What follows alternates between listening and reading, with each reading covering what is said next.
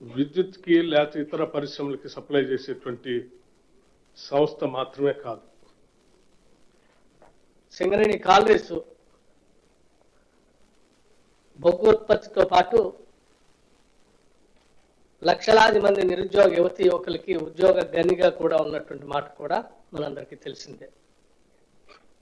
100 సంవత్సరాల పైబడి ఉన్నటువంటి సింగరేణి స్థాపించిన సింగరేణి సంస్థని కాంగ్రెస్ ప్రభుత్వం, రాష్ట్ర ముఖ్యమంత్రి రేవంత్ రెడ్డి గారి నాయకత్వంలో ఉన్నటువంటి ఇందిరమ్మ ప్రభుత్వం, ప్రజాప్రభుత్వం అత్యంత ప్రతిష్టాత్మకమైనటువంటి ప్రభుత్వ రంగ సంస్థగా చూస్తూ దీని అభివృద్ధి కోసం, అట్లాగే దీనిలో పనిచేసే కార్మిక సోదరులు అందరి సంక్షేమం కోసం నిరంతరం ఆలోచన చేస్తూ ముందుకు పోతా ఉన్నాం.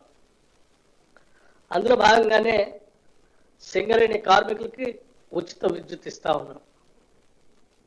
సింగరేణి కార్మికులకి ఉచిత నివాస గృహాల కేటాయింపు కూడా చేస్తూ ఉన్నాం. ఉద్యోగులకు, వారి తల్లిదండ్రులకు ఉచితంగా సూపర్ స్పెషాలిటీ ఆసుపత్రి సేవల్ని అందిస్తూ ఉన్నాం. సింగరేణి పాఠశాలలు, విద్యా సంస్థలో ఉద్యోగులకు, పిల్లలకు ఉచిత విద్య అందించే కార్యక్రమాన్ని కూడా పెద్ద ఎత్తున తీసుకొని పోతా ఉన్నాం. ఎంసెట్, నీట్ తదితర పోటీ పరీక్షల్లో సత్తా చాటే ఉద్యోగులకి, వారి పిల్లలకి మెరిట్ స్కాలర్షిప్ కూడా పెద్ద ఎత్తున అందిస్తా ఉన్నాం. ఐఐటి, ఐఐఎంలో చదివే ఉద్యోగుల పిల్లలకు ట్యూషన్ ఫీజు రియంబర్స్మెంట్ కూడా ఏర్పాటు చేస్తా ఉన్నాం. క్వార్టర్లో ఉండే ఉద్యోగులకు ఉచిత కరెంట్, ఉచితంగా ఏసీ కనెక్షన్ల ఏర్పాటు కూడా చేస్తా ఉన్నాం. కోల్ ఇండియాలో లేని 10 రకాల అలవెన్స్లు ఉద్యోగులకి సింగరేణి కాలరీస్ ద్వారా చెల్లింపు చేస్తా ఉన్నాం.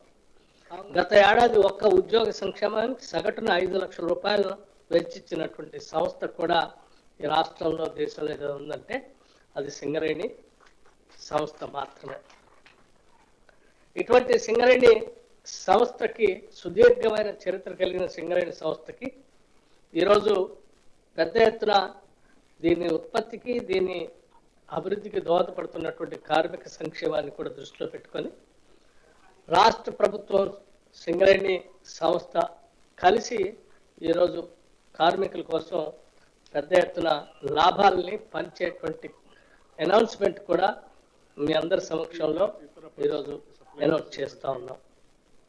ఇందులో భాగంగా సరే ఈ అనౌన్స్ చేసే ముందు కొన్ని ముఖ్యమైనటువంటి అంశాలు కూడా మీ ద్వారా రాష్ట్ర ప్రజలు కూడా తెలియజెప్పాలనేటువంటి ఆలోచనతో కార్మిక సంఘాలన్నీ కూడా రాష్ట్ర ప్రభుత్వానికి, అటు గౌరవ ముఖ్యమంత్రి గారికి, నాకు, మిగతా మంత్రి వర్గ సహచరులు కూడా కొన్ని రిప్రజెంటేషన్స్ ఇచ్చారు. దాంట్లో ప్రధానమైంది, గత ప్రభుత్వ సమయంలో సింగరేణి కాలరీస్కి రావాల్సినటువంటి సింగరేణి కోల్ బ్లాక్స్ అంటే తెలంగాణ ప్రాంతంలో ఉన్న